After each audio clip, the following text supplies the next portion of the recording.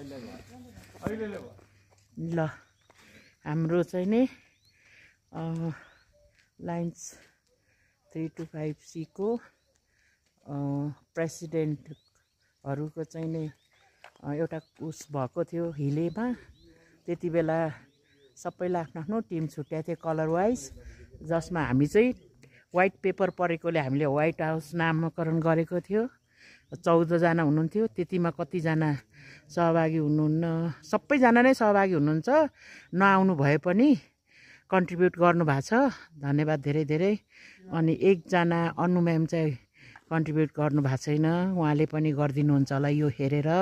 त्यही white house सीको पेजमा क्युआर छ, त्यसमा हालिदिनु होला। अहिले हामी हिलेको वक्रतुण्ड मन्दिरको परिसरमा छौँ। यस्तो राम्रो भ्युज रहेछ ठाउँ, जे सोचेको भन्दा जे मलाई राम्रो लाग्यो।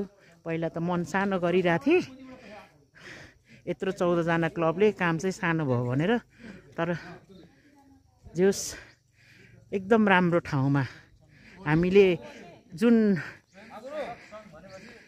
बाचा गरेको थियो नि, हिलेमा बोलेपछि हिलेकै यो आसपासमा काम गर्ने भनेर मैले भनेको थिएँ नि है, त्यो चाहिँ भयो।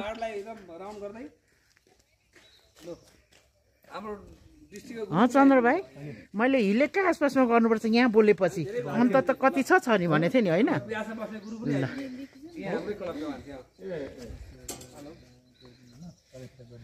पुरानो भन्ने नगरेछ, बाटोमा देखेँ मैले। यो